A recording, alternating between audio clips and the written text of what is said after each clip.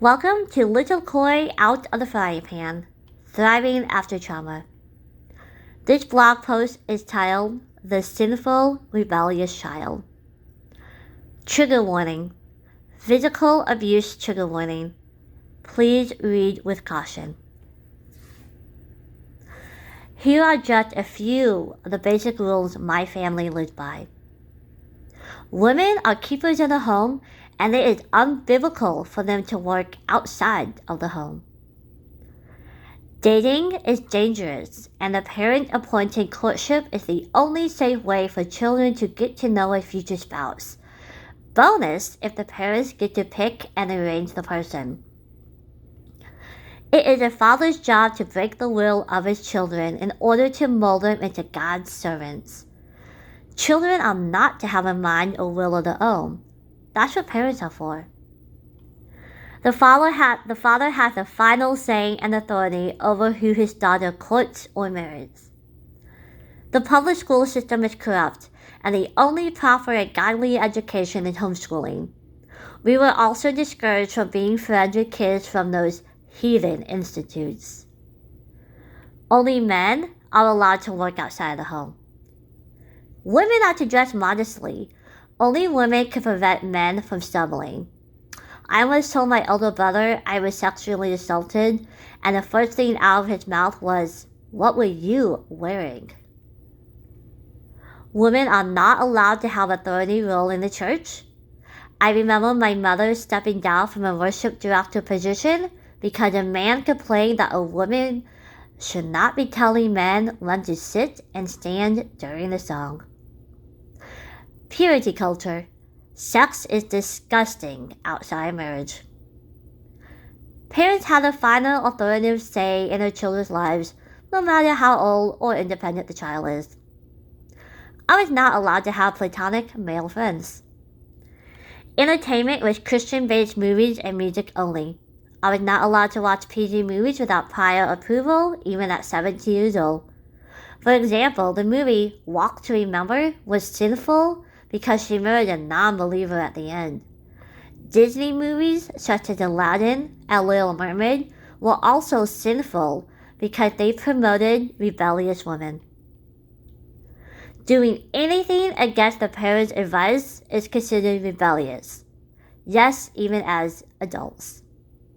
We always needed to be sharing the gospel, no matter what. I would get in trouble if I didn't sneak in a gospel message with an unsaved friend. A woman's role is to be obedient and a servant to her husband. Being the servant to my older brother was good practice for being the servant to my husband one day. We must always be suffering for the glory of the Lord.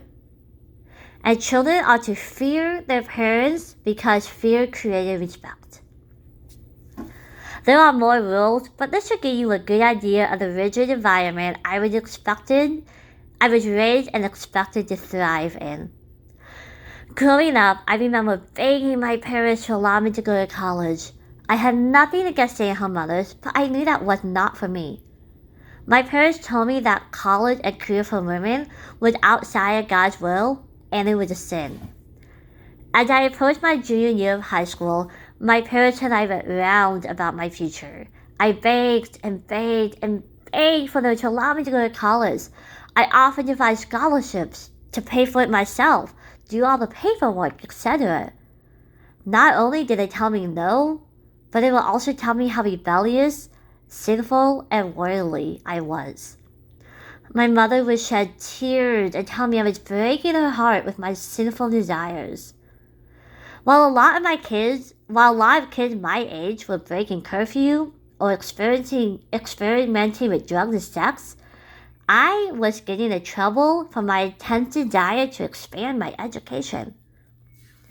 My high school career was a joke. My parents did not believe in state regulations, and my mother was the principal. I knew my credits were undercredited and worthless. The homeschool group had a graduation ceremony, but I knew my diploma had no credibility. It was just a piece of paper printed off one of the homeschool mom's printers. Graduation night was one of the most disappointing nights of my life. After I graduated, I remember feeling so bored and directionless. My mother would constantly volunteer my babysitting or cleaning services for free to neighbors and church members as a ministry. If I wanted to be paid, my mother would guilt me into doing it for free. I worked part-time at a local restaurant, and I played the piano for a 15-member home church. I was bored out of my mind. My soul was dying.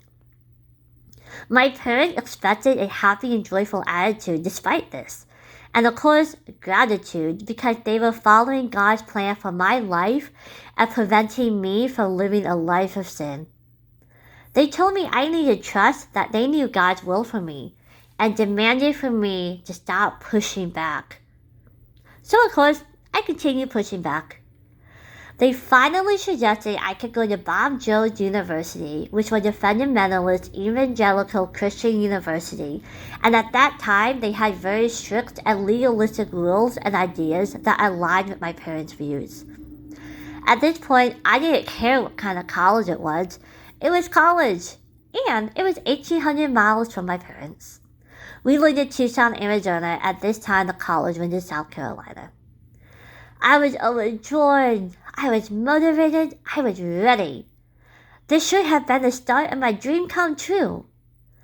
Unfortunately, it wasn't. My parents continued to sabotage my attempts to apply and pursue college. They would change the rules and the conditions and overload me with guilt and other responsibilities that demanded my time and attention first. Even though they finally gave me their blessing, they fought me every step of the way and made sure every effort to get there was a battle. In June of 2004, I was sitting at a computer trying to scour for scholarships. I had been out with a friend earlier that afternoon for a couple of hours. Both of my parents came into the room and started lecturing me about how I did not deserve to go to college because all I do is hang out with friends instead of look for scholarships. I remember saying, I've been begging you for years to let me do this, and I hung out with a friend for 2 hours. That was a mistake. My mother backhanded me so hard across the head, I nearly fell out of my chair. She hit me over the head over and over and over again until I slinked out of my chair and crawled to a corner. She kept coming at me. As I was cowering in the corner with my hands over my head, taking her hits, I screamed for her to stop. Another mistake. Screaming at her was disrespectful. She proceeded to hit me so hard with a fury that I started to black out. Finally, at that point, my father and older brother physically pulled her off of me. My mother said, I'm going to kill her. Get me away from her or I'm going to kill her. My brother finally got her out of the room and my dad just stood there over me. I hadn't dared get up from the corner yet. I don't remember if we said anything to each other, but I do remember him walking away and leaving me crumpled and hyperventilating in a corner. Sadly, this was not the first time my mother lost control and took it out on my head. I had become accustomed to her physical outbursts. However, this one was the worst. About an hour later, my parents came back into the room. At this point, they both told me I had 24 hours to get out of the home. They said they were washing their hands of such a rebellious, sinful child. I was 17 years old with no savings, no plan, nothing to my name. I did not even know who to call. I slept in a heap on my tile floor that night. The pain in my head was almost as sharp as the pain in my soul. The next morning, I called a friend and told her I gotten kicked out of the house and I needed a place to stay. Her family graciously opened up their home and allowed me to live with them as long as I needed. After a month of living there, I reached out to my godparents that lived in Lincoln, Nebraska, and they agreed for me to come live with them. At this point, I still did not tell anyone what had happened or what I was living through at home. I was convinced it was my fault, and I had a fierce desire to protect my parents anyway. While I was finally safe physically, my parents still managed to wear me down emotionally, mentally, and spiritually. No one knew what I was going through. I was too scared to say anything. I thought it would be disrespectful to say anything. My parents' long distance abuse would continue until it would lead to my attempted suicide at 22 years old. Author's note. In 2010, I finally put myself through college. I finished my associate's degree at Longview Community here in Kansas City, Missouri, and I went on to get my bachelor's of social psychology at Park University. In 2014, I graduated with a 4.02 GPA. I graduated summa cum laude at the top 2% of my class. I sent my parents a graduation announcement. They did not answer. I didn't need them to.